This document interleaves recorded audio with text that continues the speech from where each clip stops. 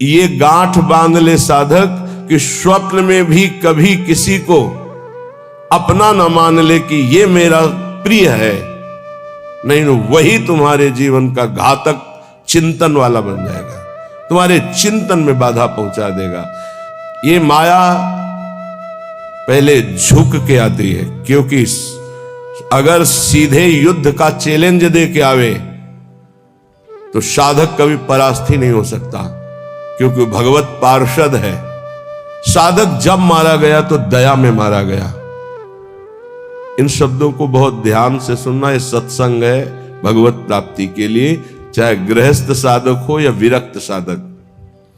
कभी माया ऐसे चैलेंज करके नहीं आती संतों के पास, साधकों के पास, भक्तों के पास, क्योंकि जानती चैलेंज करने पर इनका स्वामी खड़ा हो जाएगा, और स्वामी साथ खड़े तो वो दासी है माया, सामने टिकेगी नहीं, भाग जाएगी। वो बड़ी चतुरता से आती, प्रवीणता से झुक के आती है और झुका के रौंद के जाती है। ये लिख लो कागज में, चाहे दिमाग में लिख लो। झुक के आती है और झुका के रौंद के रुला के फिर उन संतों का अनुभव निकलता है।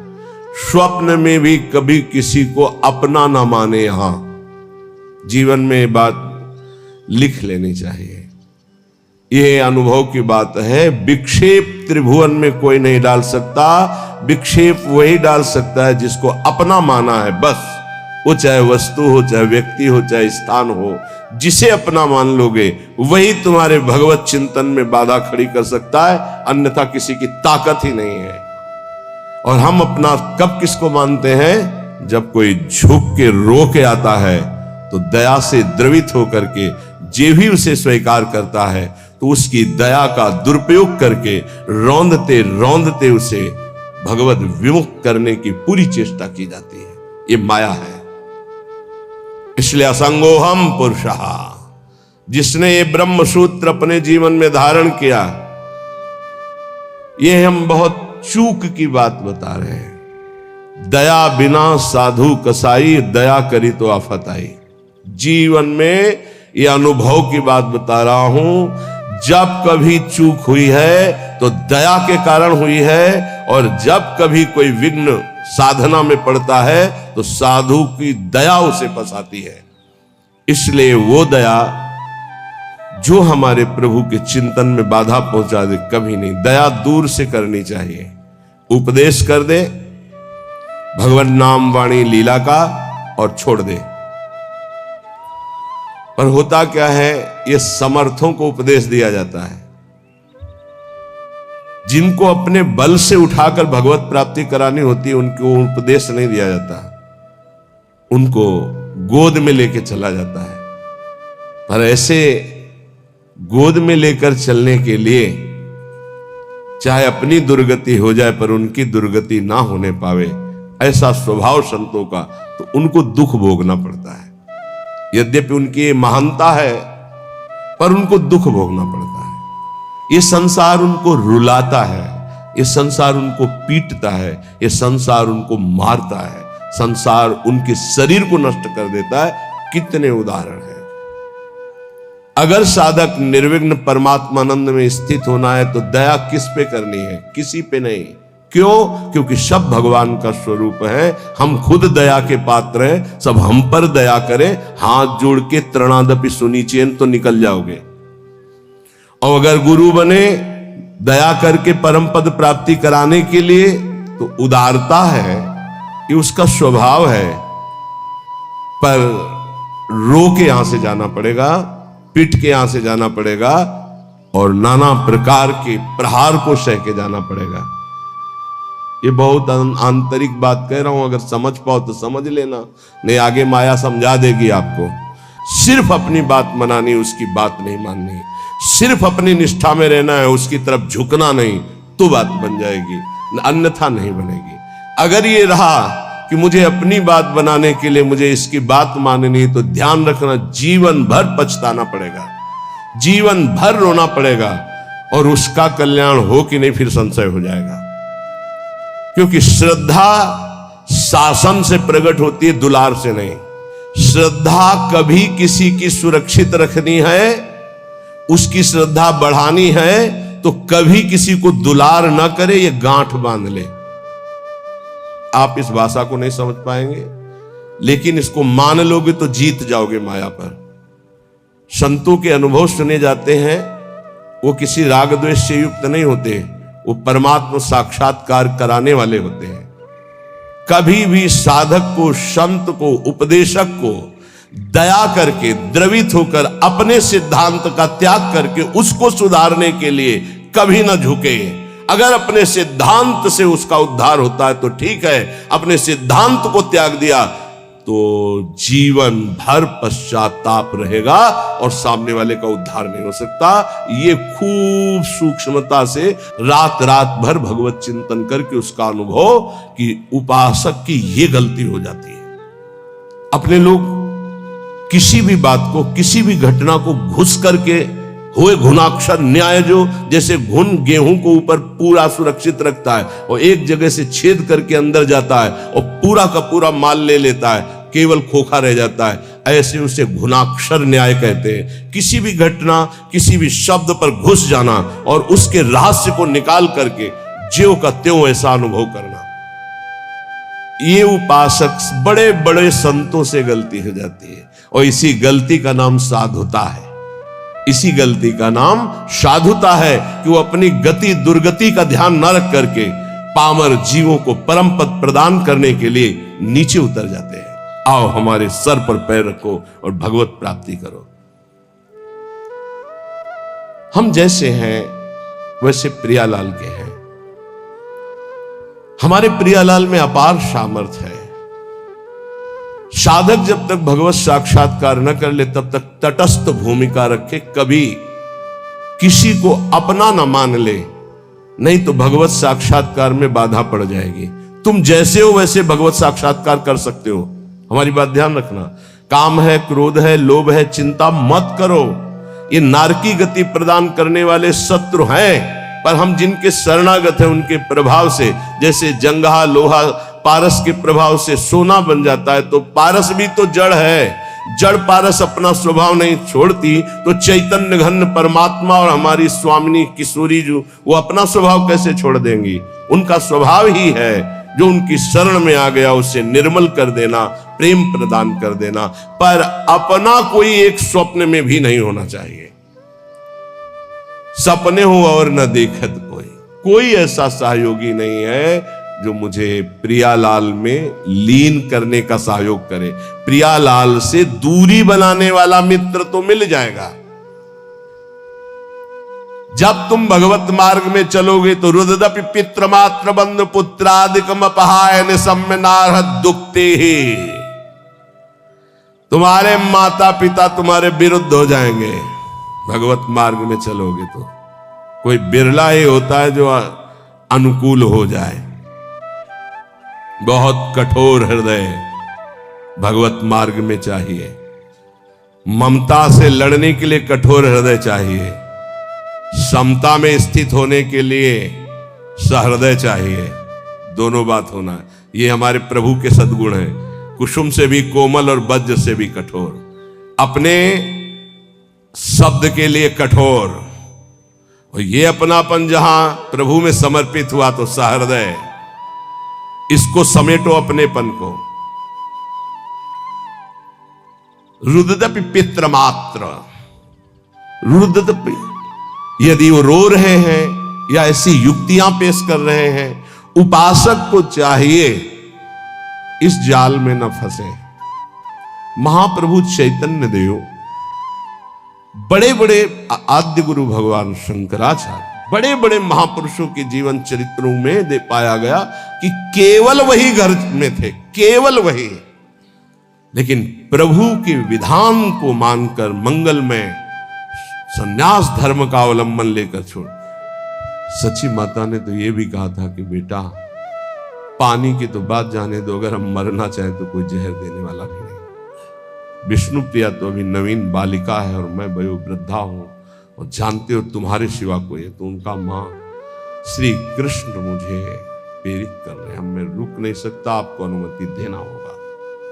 ऐसे भगवान शंकराचार्य ने कहा, मां भगवान शंकर प्रेरणा कर रहे हैं, मुझे संन्यास लेना ही होगा। तो उनका बेटा, मेरा तो कोई नहीं है, ना कोई और पुत्र है, ना तेरे पिता है, कोई नहीं है और केवल तू ही है। तो उनका, मां बिना अनुमति के संन्यास लिया नहीं जाता और आपकी अनुमति अनिवार्य है, तो क्या आप मुझे अनुमति नहीं देंगी? तो बेटा कैसे दे सकते हो? तो चलो मां गंगा स्नान करने चलते गए। वो तो महायोगी थे, मगरमच्छ प्रकट कर दिया।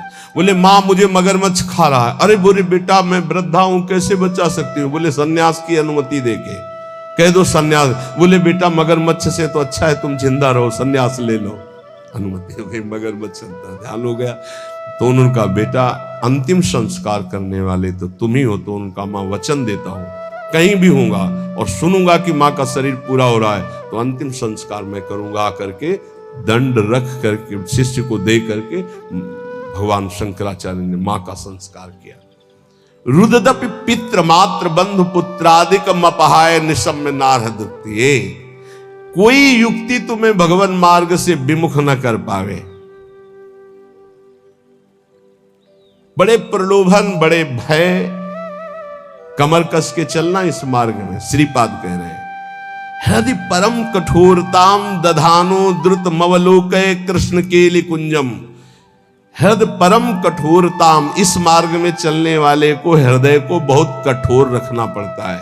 और कठोर ऐसा जैसे नारियल, अंदर एकदम कोमल, बाहर एकदम कठोर। बाहर नारियल जैसा रहे ना, नारियल को देखते हो जटा, फिर कठोरता उसकी खप्पर की, और अंदर देखो बड़ा मुलायम मीठी गरी। ऐसे संत होते हैं, हृदय से एकदम कोमल, बाहर से एकदम कठोर, उनको जल्दी कोई पहचान नहीं सकता। हृदय परम कठोरताम दधानो द्रुत मवलोकय कृष्ण केलि कुंजम। यदि तुम मेरी ये बात मान गए और हृदय को कठोर कर लिया और ममता का त्याग करके निरंतर भजन किए, तो इसी जन्म में तुम श्री कृष्ण केलि कुंजम, श्री कृष्ण केलि कुंजम क्या, राधा केलि कुंजम, हाँ श्री राधा केलि कुंजम प्रवेशम, प्रवेश हो जाएगा श्री जी की केलि कुंज में। ये संपूर्ण वृंदावन राधा केलि कुंज है, प्रियालाल की केलि कुंज है। मान जाओ, हम ये नहीं कह रहे कि हमारे भाव कहने का कि आप सन्यास ले लो, नहीं ये कह रहे। हृदय को मोह ममता रहित करके उन्हीं के बीच में रखकर उनकी सेवा करते हुए खूब भजन करो। बोले, तुमने क्यों नहीं किया? हमारे भाग्य में लिखा था। ये तुम्हारे लोगों के भाग्य में लिख दिया है। किसने लिखा है? ब्रह्मा ने नहीं लिखा, गुरु ने लिखा है। ये ब्रह्मा के लिखे भाग्य से नहीं, कुंडली देख लो अपनी, निकलवा लो कुंडली, उसमें लिखा हो कि बाबा जी बनेगा तो हमें बताना। ये गुरु भाग्य बदल दिए।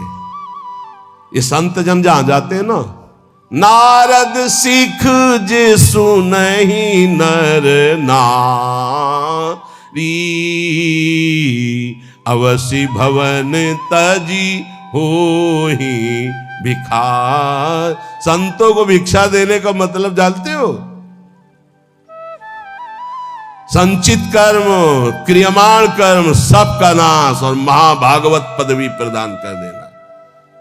जहां संत जाते हैं, जहां संत जूठन गिरती है, जहां संत वचन होते हैं, वहां माया की दाल नहीं गलती। वहां परमात्मा प्राप्ति के लिए उस जूठन से एक न एक पौधा तैयार होता ही रहता है। जहां संतों का चरणामृत गिरा और संतों की जूठन गिरी, वहां एक नया बीज प्रकट होता है। कौन? सो कुल धन्य उमा सुन जगत पूज्य सुपनीत, श्री रघुवीर परायण जे जन उपज विनीत। नाम प्रसंग कहत उपदेश जाया, धर्म धन्य सो देश धन्य सो कुल जे जन्म भयो। धन्य सो तात धन्य सो माय, संतत सकल सुनो चितलाय, श्री हरिवंश प्रताप। ये जाना है, श्री जी मिल गई तो अनंत जन्मों की बिगड़ी बन गई। जिसे भगवत प्राप्ति होनी होती है, उसके लक्षण क्या होते हैं? श्री भगवान सिद्ध पुरुष के लक्षण, और भगवत प्राप्ति जिसको होनी होती है उसके वो आदर्श लक्षण होते हैं। भगवान श्री कृष्ण चंद्र जी गीता जी में कह रहे हैं कि हे अर्जुन, यदृच्छालाभ संतुष्टो, ये बहुत सुंदर श्लोक है, जीवन में उतारिएगा। यदृच्छालाभ संतुष्टो द्वंद्वातीतो विमत्सरः, समः सिद्धाव सिद्धौ च कृत्वापि न निबध्यते। यदृच्छालाभ संतुष्टः, हे उपासक, ये सिद्ध महापुरुष के लक्षण है और उपासक को ये धारण करना चाहिए जिसे भगवत प्राप्ति करनी है। यदृच्छालाभ संतुष्टः, हम जो साधना कर रहे हैं, चाहे गृहस्थ धर्म से युक्त होकर चाहे विरक्त धर्म से युक्त होकर, यदृच्छालाभ संतुष्टो, अब भगवान की इच्छा से सुख दुखे समय कृत्वा लाभालाभो जया जयो, जय हो या पराजय, लाभ हो या हानि, सुख हो या दुख, संतुष्टायेन केनवा, मुझे संतुष्ट रहना, प्रसन्न रहना है, सुख और दुख में, लाभ और हानि में, जय और पराजय में। ये हमारी साधना की कसौटी है। साधना में पराजित हो गया और शांत है, यही तो साधुता है। यदृच्छालाभ संतुष्टो, हम फल प्राप्ति का उद्देश्य रख करके अगर साधना करेंगे तो हम विक्षेप को प्राप्त हो जाएंगे। ध्यान देना, हमको समता पर ध्यान देना है, यह है साधना का फल, और इस पर ध्यान प्राय नहीं। समता का क्या मतलब? हार और जीत में समान, लाभ और हानि में समान, सुख और दुख में समान। ये भगवान के वचन है। सुख दुखे समय कृत्वा लाभा लाभो जया जय, चित्त विक्षेप में या आनंद में समान, परिस्थिति बिगड़ी हुई या सही समान, कोई साथ दे रहा है या नहीं समान, साधना का फल मिल रहा है या नहीं समान। अरे 20 साल हो गए अभी वही काम करो तो लोग, समान वृत्ति, विक्षेप नहीं, शांत। यदृच्छालाभ संतुष्टो द्वंद्वातीतो विमत्सरः, बहुत अमृतमय। हम साधना कर रहे हैं, अनुकूलता मिले या प्रतिकूलता, लाभ मिले या हानि, मान मिले या अपमान, स्तुति मिले या निंदा, विकार है या निर्विकार, पर हमारी स्थिति में फर्क नहीं पड़ेगा, हमारी निष्ठा पे फर्क नहीं पड़ेगा, हमारी श्रद्धा पे फर्क नहीं पड़ेगा। यदृच्छालाभ संतुष्टो, पकड़ो पकड़ो इस बात को, अभी आनंदित रहोगे। हमें मतलब है नहीं अपने हृदय से, क्यों नहीं मतलब है? हमने दे दिया ना प्रभु को। बोले हमारा मन शांत नहीं, तो तुमने दिया क्या? यार किस तरह झूठे दानी हो। शरणागति तो यही से होती, तनुवांग मनोभिरमलई सोहम तय आश्रिता, शरीर मन वाणी कर्म प्राण सब कुछ प्रभु को समर्पित, मैं सहित। अब हमारा क्या, ये तो हरि का है, प्रियाजू का है। फिर सुन लो, योगी सांगोपांग साधना करता है, साधना में कायरता नहीं है, लेकिन फल में अनुकूलता हो या प्रतिकूलता, लाभ मिले या हानि, मान मिले या अपमान, स्तुति हो या निंदा, जो कुछ भी हो उस समय अंतःकरण में सम रहना, ये साधना की उत्तम अवस्था है। असंतोष पैदा ना होने पावे। ये तो हुई विरक्त साधक या भगवत भक्त की। अगर गृहस्थ में है तो जैसे उत्तम व्यापार करता है, व्यापार में घाटा हो जाए या लाभ हो जाए तो भूले नहीं, घाटा हो जाए तो प्रभु को भूले नहीं, समान भाव। फिर हम प्रयास करेंगे। अंतःकरण बिगड़ना नहीं चाहिए, श्रद्धा नहीं बिगड़नी चाहिए। हर एक परिस्थिति में तुम्हारा अंतःकरण अपनी आराधना में लगा रहना चाहिए, तो उसके हृदय में जो फल होगा उसका नाम होगा समता, जो भगवत प्राप्ति का स्वरूप है। ऐसा नहीं कि लाभ का और हानि का उसे ज्ञान नहीं होता, होता है, पर उसको दुख नहीं होता। किसको? जो भगवद आश्रित भजन करने वाला होता है। लाभ होने पर अभिमान नहीं होगा, हानि होने पर दुख नहीं होगी, जय होने पर फूलेगा नहीं, पराजय होने पर निराश नहीं होगा। परिणाम में सुखी दुखी ना होना यह साधक का लक्षण है। परिणाम में सुखी दुखी होना यह संसारी पुरुष का लक्षण है। साधक का अंतःकरण अनुकूलता प्रतिकूलता के असर से ऊपर होता है। संसारी पुरुष का हृदय अनुकूलता पे हर्षित होता है, प्रतिकूलता पे रोता है, शोकित होता है। तुम संसारी पुरुष नहीं हो, घबराना नहीं। क्योंकि तुम साधक हो, भगवान के शरणागत हो, अंतःकरण में तुम्हारे ऊपर कोई प्रभाव नहीं पड़ना चाहिए अनुकूलता या प्रतिकूलता का। ये कब? जब पापाचरण नहीं होंगे तब। पापाचरण होंगे तो केवल बातें सुनोगे, इसका प्रभाव पड़ेगा। यदृच्छा लाभ संतुष्टा, जैसे प्रभु तुम्हें रख रहे, जोई जोई प्यारो करे, सोई मोई भावे। देख लो, प्यारे हराना चाहते तो हम जीतना क्यों चाहें? हम राजी है।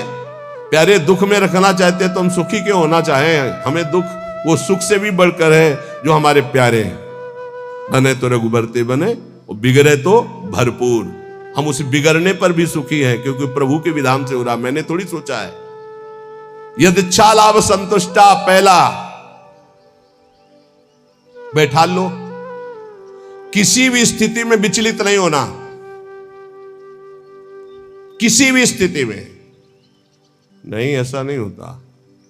लाभ हो या हानि हो, अनुकूलता हो या प्रतिकूलता हो, मान हो या अपमान हो, निंदा हो या स्थिति हो, समान भाव रख के तब माना जाएगा इष्ट प्रेम या गुरु प्रेम। जोई जोई प्यारो करे, सोई मोई भावे। ये कोई सरल भाव नहीं है। प्यारे ने कैंसर दे दिया, भावे गाओ, जोई जोई प्यारो करे, सोई मोई भावे। अनुकूलता में तो सब गाते हैं, जोई जोई प्यारो करे, सोई मोई। प्रतिकूलता में गाओ, जोई जोई प्यारो करे, सोई मोई। आगे कह रहे द्वंद्वातीतो विमत्सरः, जो भगवान का भक्त होता है उस पर किसी भी द्वंद्व का प्रभाव नहीं पड़ता, सिद्ध महापुरुष पर।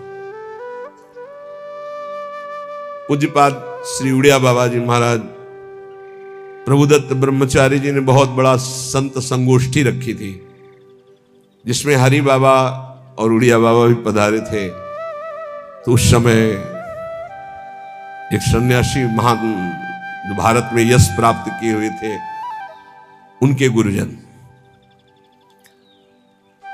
सिद्ध महापुरुषों की स्वाभाविक यश कीर्ति होती रहती है, तो उससे जो भगवत तत्व के ज्ञान होना और भगवत तत्व का बोध होना, इसमें अंतर होता है। तो भगवत तत्व के ज्ञानी थे वो, पर भगवत तत्व बोध संपन्न महापुरुष तो उड़िया बाबा थे। उन्होंने बस समस्या इतनी थी कि हरि बाबा जब घंटा बजाते थे तो सबसे पहले ओ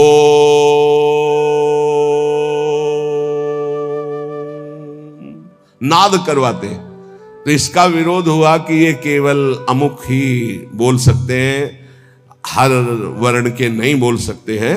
तो उड़िया बाबा से कहा गया कि आप वहां बैठते हैं, आप इसका विरोध क्यों नहीं करते? तो उड़िया बाबा ने कहा हरि स्वयं हरि हैं, हरि बाबा स्वयं हरि हैं, वो जो कुछ करते हैं सब परम धर्म है, हम उनका विरोध नहीं कर सकते। इसी बात को लेकर के बाबा की बहुत निंदा की भरी सभा में बाबा बैठे थे, पद्मासन लगाए। बाबा के बड़े बड़े व्याकरणाचार्य, बड़े बड़े ब्रह्मबोध संपन्न महापुरुष संग में रहते थे उड़िया बाबा के। वो खड़े हो गए बड़े ज्ञानी जन और कहा कि बाबा की तरफ देख के, बाबा सबको बैठा लिया और बैठे रहे आधा घंटे। खूब वो माइक मिल गया था तो खूब फराटेदार श्लोक और बार बार उड़िया बाबा का नाम ले लेकर उड़िया बाबा की निंदा, और कोई निंदा के चांस नहीं थे। इसी व्यवहार को सन्यासी होकर के ऐसा विरोध नहीं करते, ऐसा ऐसा ऐसा। बाबा जब संपन्न हो गई निंदा तो उठे और अपनी कुटिया में आ गए। सब शिष्य जन जो और मित्र जन जितने थे सब, बाबा आपने रोक क्यों दिया उनके, तो हम मुख बंद कर देते, ऐसी नहीं। बोले देख यही सत्संग सुना तुमने, यही आज तक हमारे संग का फल रहा कि तुम उनका मुख बंद कर। देखो वो जो निंदा कर रहे हैं सही कर रहे हैं। शरीर धर्म को लेकर के अगर निंदा कर रहे हैं तो बहुत सही बोल रहे हैं, और आत्म स्वरूप को लेकर कह रहे हैं तो जो वो आत्मा है वही आत्मा है, अभेद है, वो अपने आप की अपनी निंदा कर रहे हैं। तो हमें क्या परेशानी है, क्योंकि आत्म तत्व तो एक है। और शरीर की निंदा तो शास्त्र करते हैं, हम करते हैं, वो भी कर रहे हैं, क्या परेशानी है? कोई समस्या, कोई क्षोभ नहीं निंदा का। द्वंद्वाती तो ये तो सिद्ध पुरुष के लक्षण होते, साधक को ऐसा ही होना चाहिए। अगर हमारी कोई निंदा करता है तो हमको बिल्कुल ऐसे रहना है जैसे कोई हमारी प्रशंसा करे तो हम कैसे रहते हैं। प्रशंसा में हम तटस्थ रहते हैं, हृदय में हर्ष नहीं होने देते। तो निंदा में हमें तटस्थ रहना, हृदय में शोक नहीं होने देना। ये द्वंद्व है, निंदा और स्तुति। ऐसे ही मान अपमान में, ऐसे ही अनुकूलता प्रतिकूलता में, ऐसे ही सुख दुख आदि में, तो ऐसे ही जन्म मृत्यु में आप द्वंद्वातीत अवस्था को प्राप्त हो जाएंगे।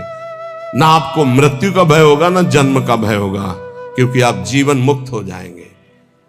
भक्त द्वंद्वातीत होता है। और विमत्सरा, ये बहुत बड़ा दोष है, ये दोष बहुत बड़ा है। इसे कहते हैं ईर्ष्या। मत्सरति, मेरे से आगे निकला। ईर्ष्या बहुत बहुत बुरी है। ये बहुत बड़ी जगह से होती है। छोटे मोटे को तो समझे में नहीं आती कि मेरे अंदर ईर्ष्या है, बड़े बड़े में ईर्ष्या होती है। जब अपने से अधिक किसी की प्रशंसा या सुख देखकर जलन जो होती है, उसे कैसे मत्सरता, ईर्ष्या। अगर ईर्ष्या का किंचित मात्र भाव है तो चाहे जितना इष्ट कृपा करे, गुरु कृपा करे, वो जलेगा, कुछ उस पर फर्क नहीं पड़ेगा। बहुत विचित्र है ये ईर्ष्या। विमत्सरहा, मत्सरता रहित होना चाहिए साधक को। सिद्ध पुरुष में ईर्ष्या नहीं होती। ईर्ष्या इतना दोष सूक्ष्म है। कंचन तजना सहज है, सहज तिया का नेव, मान बड़ाई ईर्ष्या दुर्लभ तजनाए। दुर्लभ है जो कंचन कामनी पर विजय प्राप्त किए हुए, वो भी ईर्ष्या पर। बहुत विचित्र है, बहुत विचित्र। किसी की भी बड़ाई सुनकर उनकी निंदा करना शुरू कर देना, ये ईर्ष्या करवाती है। हाँ सब ठीक है भैया, ऐसे से निंदा कर देना, हृदय में उनके प्रति जलन होना। थोड़ी भी ईर्ष्या यदि हृदय में है तो भगवत प्राप्ति या भगवत प्रेम नहीं होने देगी। इसको मिटा दो। जिसके प्रति ईर्ष्या, उसके चरण वंदना करो, उसको हाथ जोड़ो, उसको और प्यार करो, जिससे ईर्ष्या तुम्हारे हृदय में उसके प्रति ना होने पावे। ये अपनी कोशिश से होगा, दूसरे की कृपा से नहीं। आप ये मत समझे इसमें। ये ईर्ष्या सबसे बड़ा सूक्ष्म दोष है, और ये बड़े बड़े साधकों और संतों में भी जागृत हो जाए यदि सावधान न रहे तो। ये बहुत बड़ा दोष। इसीलिए लिखा कंचन तजना सहज है, सहज तिया का ने, मान बड़ाई ईर्ष्या दुर्लभ तजनाए। ईर्ष्या से बहुत बड़ी हानि हो जाती है, बहुत बड़ा अपराध बन जाता है। इसमें निंदा आदि दोष, बहुत गलती हो जाती है, बहुत बड़ी गलती हो। इष्ट छूट जाएंगे, गुरु छूट जाएंगे, ईर्ष्या नहीं छूटेगी। मतलब बहुत ही ये सूक्ष्म विषय ईर्ष्या। मत्सरत, मेरे से आगे निकला जा रहा है। ये ईर्ष्या बहुत मत्सर, विमत्सरहा, भक्त विमत्सर होता है। चाहे जितना आपस में प्रेम हो, ईर्ष्या जागृत हो जाए तो एकता, मित्रता, भाव, श्रद्धा सब नष्ट कर देगी। चाहे जितना प्रेम, ईर्ष्या जागृत हो जाए तो बहुत दूरी बना देती ईर्ष्या। वैर और भिन्नता ये पैदा करना इसका काम है। भिन्नता, दूरी बना देना और दुश्मनी पैदा कर देना, ये ईर्ष्या का काम है। साधक इस दोष से बचे। बड़ा भयानक दोष है ईर्ष्या। ये बहुत जल्दी हो जाता है। छोटों में तो कम होता है, बड़ों में ज्यादा होता है। छोटों में छोटे स्तर से होता है, एक दो व्यक्ति। ईर्ष्या बड़ों में बहुत जोर की। सुना है हमने, शब्द सुने, तो उससे लगा कि ये ईर्ष्या बहुत जोर की होती। किसी की भी बड़ाई हो, फौरन निंदा। ये हमने सुना है, फौरन निंदा शुरू। हाँ ये तो ठीक है, पर लगा के उड़ गए, निंदा शुरू कर दी। ईर्ष्या बहुत विचित्र है। अपने में गुणाभिमान और दूसरे में दोष दर्शन, ये ईर्ष्या करा देती है। और सारी तपस्या भजन सब खो देता है ईर्ष्यालु। कुछ नहीं रह जाता ईर्ष्यालु के हृदय में। इसलिए भगवान कह रहे हैं विमत्सरा। सिद्ध पुरुष में तो होती नहीं है, और साधक में इसे मिटानी होती। स्वयं से मिटेगी, ये बात ध्यान रखना। लाख उपाय करके देख लिया, नहीं गई। स्वयं से मिटना है। स्वयं जब तक नहीं मिटाना चाहोगे, ईर्ष्या नहीं मिटेगी। ईर्ष्या जिधर झुक जाए उधर द्वेष पैदा कर दे, लड़ाई झगड़ा पैदा कर दे और नाश शुरू कर देती ईर्ष्या। बहुत बहुत विचित्र, बहुत गुरु की बढ़ोतरी देखकर शिष्य को ईर्ष्या हो सकती है। ईर्ष्या शिष्य को सूली पे चढ़वा दिया, जहर खवा दिया, मारने का संयोग बना दिया। बहुत से ऐसे उदाहरण पाए गए। ईर्ष्या, भला सदगुरु परब्रह्म उनकी महिमा को देखकर ईर्ष्या कैसे हो सकती है? हो जाती है। जब अपने में गुणाभिमान होता है तब ईर्ष्या हो जाती है। यहां तक शिष्य की महिमा को देखकर गुरु के हृदय में ईर्ष्या पैदा हो गई। ऐसा नहीं, जबकि शिष्य तो अपना पुत्र, अगर उसकी महिमा बढ़ती है तो गर्व का विषय होता है कि हमारा ही तो बेटा है, हमारा ही तो वैभव है ये। पर ऐसा नहीं, जहर खिलाने की चेष्टा की गई शिष्य को। वो चरित्र में, रामानुजाचार्य जी के चरित्र में पढ़ के देख लीजिए। ईर्ष्या बड़े स्तर में प्रकट हो जाती है। अगर ब्रह्म बोध नहीं, भगवत प्रेम की प्राप्ति नहीं, तो ये प्रकट हो जाएगा, ईर्ष्या प्रकट हो जाएगी। सदगुरुदेव भगवान के वचन, किसी भी क्रिया की प्रतिक्रिया ईर्ष्या से हो सकती है। किसी भी क्रिया की प्रतिक्रिया, ये गुरुजनों के प्रति भी हो सकती है, शिष्य के प्रति भी हो सकती है, मित्र के प्रति भी हो सकती है, बहन बहन में हो सकती है, भाई भाई में हो सकता है, पिता पुत्र में, कहीं भी ये ईर्ष्या हो सकती है। और ये सर्वनाश के सिवा इसका कोई परिणाम नहीं होता। केवल नाश और पतन के सिवा इसको कोई परिणाम नहीं होता। ये शब्द याद कर, ईर्ष्या का केवल, किसी और का नहीं, अपना। ईर्ष्या केवल नाश और पतन के सिवा और कुछ नहीं देती है। इसलिए सुखपूर्वक संसार बंधन से मुक्त होने के लिए इस ईर्ष्या का अवश्य त्याग करें।